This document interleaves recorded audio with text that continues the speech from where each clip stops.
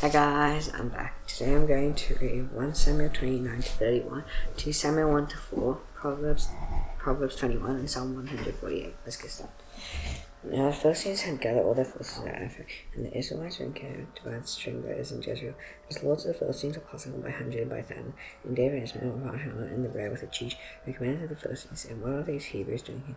And the chief said to the commanders of the Philistines, "Is this not David, the servant of Saul, King of Israel? He has been with me now for days and years, and since he deserted to I have found a fault in him to this day." And the commanders of the Philistines were angry with him, and the commanders of the Philistines said to him, "Send the man back, but that he may return to the place which you have assigned him. He shall not go down with us to battle, as in the battle he may come an adversary to us. Lord, how could this fellow reconcile himself to you in this law? Would it not be with the heads of the men here? Is not this David, whom they seem to one another in dances? So struck down his thousands, and David his 10,000. And Jesus called David and said to him, "As the Lord lives, you have been honest, and to me it seems right that you should march out in with me in the camp. For I have found nothing wrong in you in the day of your coming to me to this day. Nevertheless, the Lords do not approve you. So you go back now and go peaceably, that you may not displease you, the Lords of the Philistines." And David said to Jesus, "So what have I done? What have you found your son from the day I entered your service until now? I may go and fight against the enemies of my Lord the King." And Jesus answered David and said, "I know that you are blameless in the sight of an angel of God." Nevertheless, the commanders of the Philistines said, "You shall not go up with us into battle. Let us rise early in the morning, and with the so who came with you, to start early in the morning and depart as soon as you have light." So David started out with the early in the morning to return to the Philistines. The Philistines went up to Jezreel. Now when David and his men came to Ziklag on the third day, the Amalekites had made a raid against the Negev and against Ziklag. They had overcome Ziklag and burned the fire and taken captive the women and all who were in it, both small and great. They could no longer carry them off and went their way. And David and his men came to the sea. They found it burned with fire, and their wives and sons and daughters taken captive. And David and the people who were with them raised their voice and left it until they had no more strength to weep. These two wives had been taken captive. He now had Jezreel and Abigail the widow, and Nabal of Carmel. And David was greatly distressed, for the people spoke of stoning him, as all the people had been, and Saul each for his sons and daughters. And David strengthened himself in the Lord his God. And David said to Abiathar the priest, son of Ahimelech, "Bring the ephod." So Abiathar brought the ephod to David. And David inquired of the Lord, "Shall I pursue after this man? Shall I overtake the hands of it? Pursue, for he shall surely overtake, and shall surely rescue." So David sent out and the 600 men who were with him, and they came to the brook Bethel, and those who were left stayed behind stayed, and David pursued, and he and 400 men. 200 stayed behind, who were too exhausted to cross the brook Bethel. And he found the Egyptian in the open country and brought them to David. And they gave him bread, and he ate. He gave him water and stew, and they gave him a piece of cake and figs and 2 clusters of raisins. When he ate, his spirit revived, but he had not eaten bread or drunk water for 3 days and 3 nights. And David said to him, "To whom do you belong, and where are you from?" He said, "I am Aaron my nature, so unto an Amalekite, and my master left me behind, because I fell sick 3 days ago. We had made a raid against the Negev the king, Cherethites, and against that which belongs to Jun, and against the Negev Killer. And we burned Ziklag with fire." And David said to him, "Will you take me down to this man?" And he said to him, "Swear to me by God that you will not kill me or deliver me into the hand of my master, and I will take you down to this man." And when he had taken him down, behold, they were spread abroad over all the land, even drinking and dancing, because of all the great spoil they had taken from the land of Philistine and the land of Judah.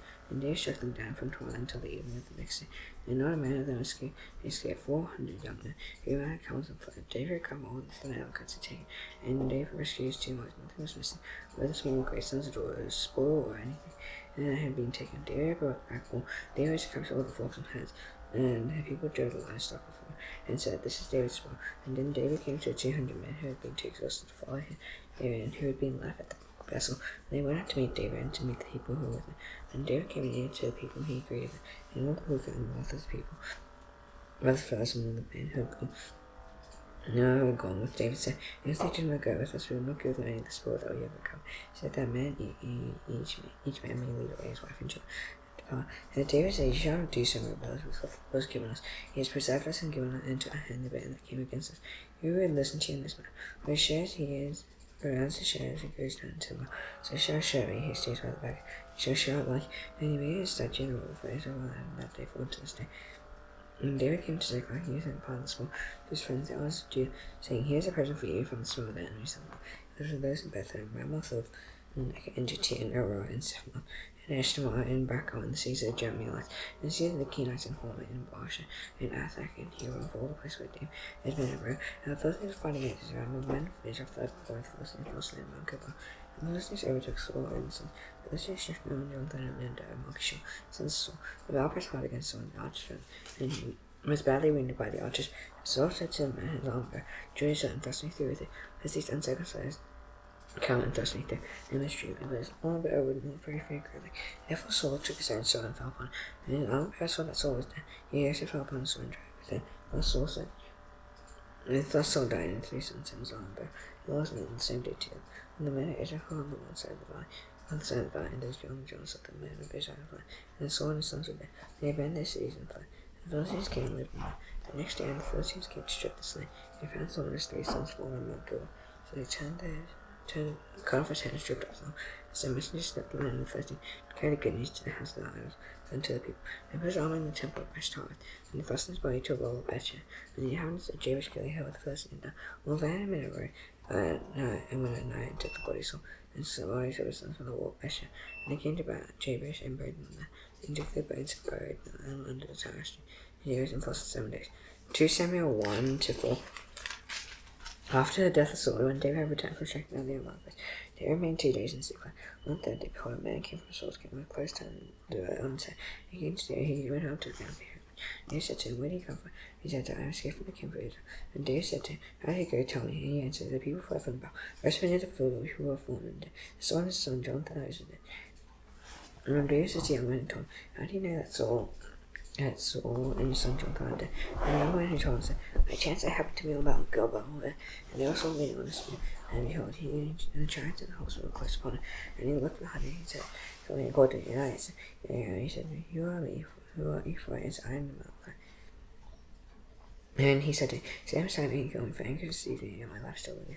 So he stood beside him and killed him, but I was sure that he could not live after he had fallen. They took a crown that was on his head, and that was on his arm, and I brought them here to my law.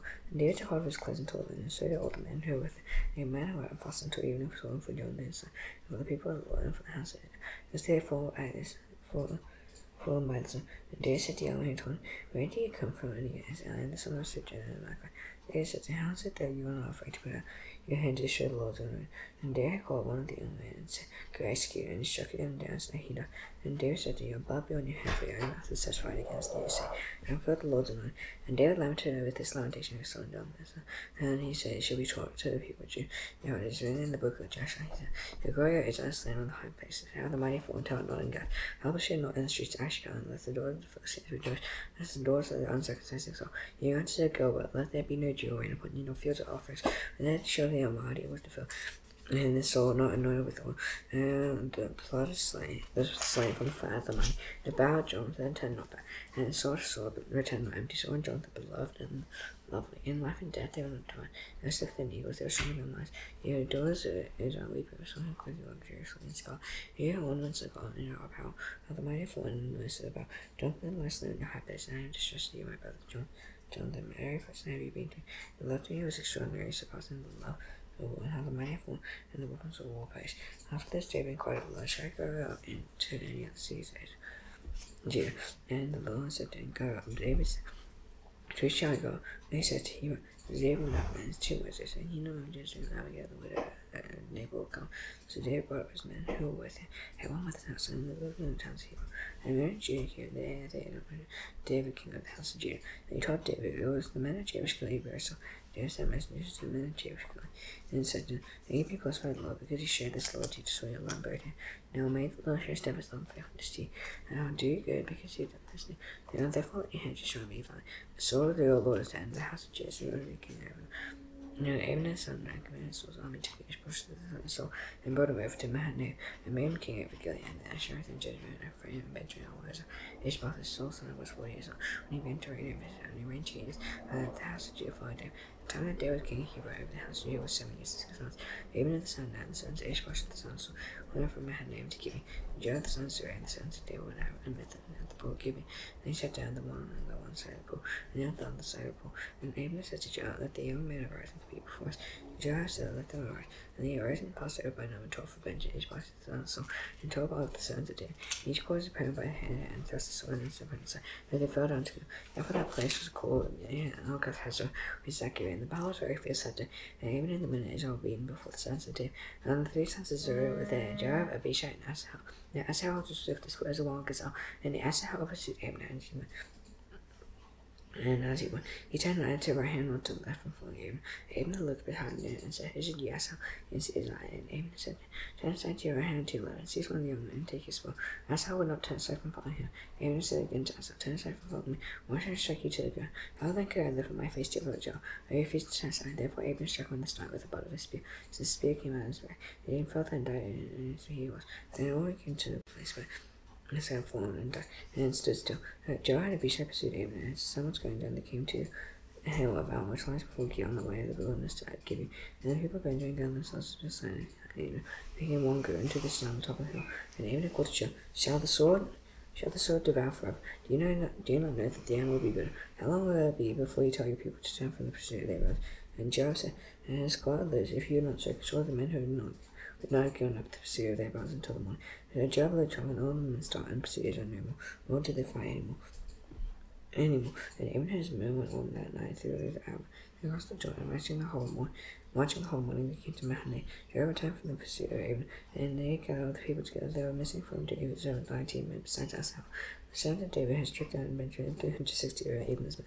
And they took out Asahel and buried him in the tomb of his father, which is at Bethlehem. And Joab and his men marched on, and David broke upon the Hebron. There was a long war between the house of Saul and the house of David, and David grew stronger and stronger, while the house of Saul became weaker and weaker. And the sons were born to David. His first one was Amnon, for he knew him and Jezreel, and the second Chileab, Abigail the widow of Bochum, and the third Absalom son of Maacah, who was the daughter of Talmai king of Geshur, and the fourth Adonijah son of Haggith, and the fifth Shepherd son of Rachel, and sixth Ephraim of Eglah, David's wife. And these were born to David in Hebron. And while there was war between the house of Saul and the house of David, Ahab was making himself strong in the house of Saul. And Saul had a concubine whose name was Rizpah, the daughter of Ai. And Ishbosheth said to Abram, "Why have you gone into my father's concubine?" And Abram was angry with the words of Ishbosheth and said, "Have my dogs hated you? Just so I keep showing service love to the house of Saul your father, to his brothers and to his friends, and have not given you into the hand of David. And yet you charge me today with the fault concerning the war. God, do say to Abram, Morris, if I do not accomplish for David what the Lord has sworn to him, to transfer the kingdom from the house of Saul, and set up the throne of David over Israel and over Judah.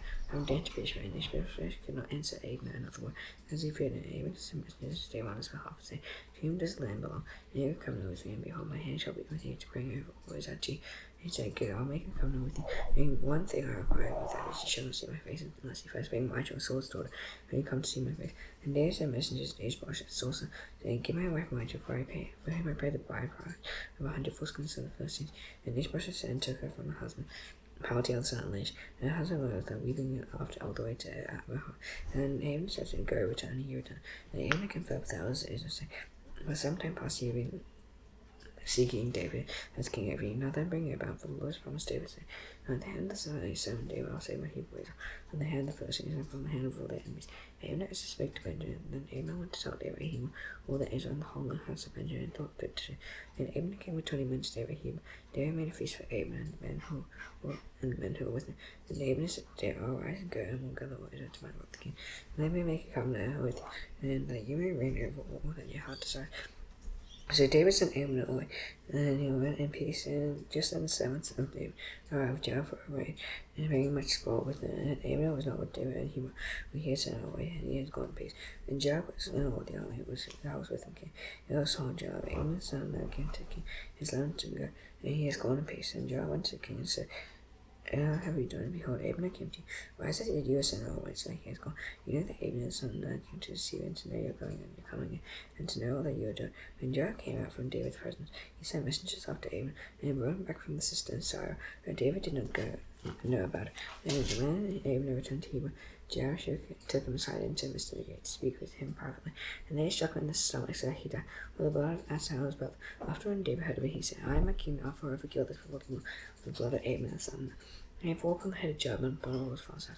And may the house of Joab never be without one who has a discharge, or is leprous, or holds a spindle, or falls by the sword, or like spread. So Joab and Abishai his brother killed Abner, because he put their brother Asahel to death in battle at Gibeon. And David said to Joab and all the people with him, Today cause him put on sacrifice men before Abner. King David followed the bread. And they buried Abner at Hebron. The king lifted his voice and wept at the grave of Abner, and all the people wept, and the king lamented for Abner, saying, Should Abner die as a fool dies, should your hands were not but your feet were not fed, as one falls before the wicked, you fall. All the people wept again over him, and all the people came to persuade David to eat bread while it was yet day. And David swore, saying, God, do say to me, what if I taste bread or anything else, till the sun goes down. All the people took notice of it and praised it as everything that the king did. So all the Hebrew nobles understood that they did not bring the king's will to put to death Abel and son. And the king said to his sons, "Seem to know that a prince and a great man has fallen this day in Israel. And I was gentle today, though they threw in the king. And his men, the sons of Zeruiah, are more severe than and the Lord repaid the evil according to the covenant. When Ishmael saw son had that Abel and died him, his courage hurt, and all Israel was dismayed. And Saul also had 2 men who were captains of raiding bands, and the one was Ban, and the name of the other Rechah, sons of Reuben and men of Benjamin from Beerah.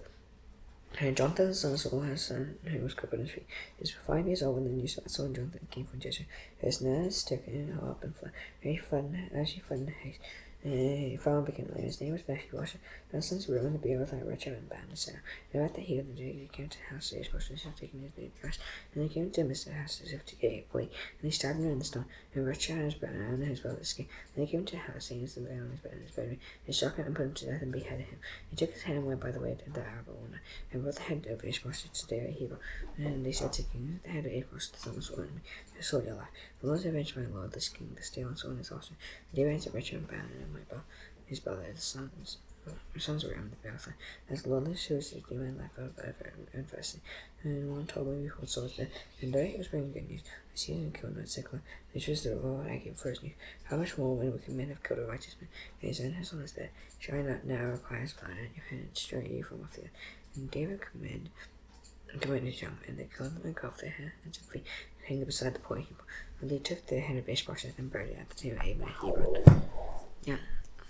Proverbs 21.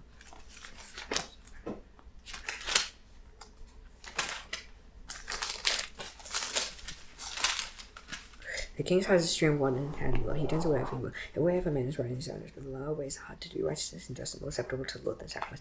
Warriors and power unto them for the wicked sin. And the diligently surely shield guns. Everyone who is hasty comes around the trouble. The getting of judged by a long time is a fleeting baby and sin of death. Violence to the wicked will sweep them away, because they do refuse to do what is just. And where the good is quick, the conduct of the pure is outright. The better is to live on the corner of the house of the wild share with course and white. Also the wicked desires evil when his neighbor finds no mercy in his sight. When his scoff is punished, the simple becomes wise, and when a wise man is instructed, he gains knowledge. The righteous one observes the house of the wicked, he throws the wicked down to her. Never closes his ear to cry the poor, but the soft call loud and not be answered. Give in secret, but anger when it's concealed by a strong wrath. And injustice done is joy to the righteous. A terror to evil doers, one who wanders from the way against it. Mercy is of it. Whoever loves pleasure will be a woman. He who loves wine and oil will not be rich. The wicked is a ransom for the righteous, and a traitor for the upright. It is better to live in a desolate land than with a cross and fretful one. Righteous treasure and oil and no wise man stone, but a foolish man devours it. Whoever pursues righteousness and kindness will find life, righteousness, and honor. The wise man scales the sea of the mind, and brings down the strong man which they trust. Whoever keeps his mouth at his tongue keeps himself out of trouble, and his scoff is the name of the arrogant holy man who acts with arrogant pride. The desire of the slave kills him, for his hands are reached to live. What a lonely craving for rich, but the righteous gives and does not hold back. And the sacrifice of the wicked is an abomination. How much more when he brings it with evil intent? False witness will perish, and the word of the man will he is will endure. Wicked man puts on a bold face, but the upright gets still justice. No wisdom, no understanding of the counsel can avail against the Lord. The horse may be ready for that day of battle, and the victory belongs to the Lord. Psalm 148. Praise the Lord from the heavens, praise him in the heights, praise him all his angels, praise him all his hosts, praise him son of man, praise him your shining stars, praise him your highest heavens, and your waters above the heavens. Then praise the name of the Lord, for he commanded and they will create. His wisdom forever and ever, he gave it to create, and shall not pass away. Praise the Lord from the earth, your grace he creates in all deed. Fine hail, storm, snow, and mist, stormy and full stormy wind, flowing and in all hills, for trees and all sides, beasts and all livestock, creeping things on flying birds, and hangs the earth, and when people transcends over all rivers of the earth, and when man is together, all men and children, praise the name of the Lord. His name alone is exalted, his majesty above earth and heaven. He has raised up home for his people, praise for the same. People praise who are near to him, praise the Lord. Now the stone nation, now to the Lord's wrath. Please very hand, Father in heaven, hallowed be your name. Your kingdom come, your will be done, as it is in heaven. Give us day our daily bread. Forgive us our debts, as we forgive our debtors. It is not into temptation, but deliver us from the evil one. Bless the kingdom and the power and the glory forever. Amen. See you tomorrow. Bye.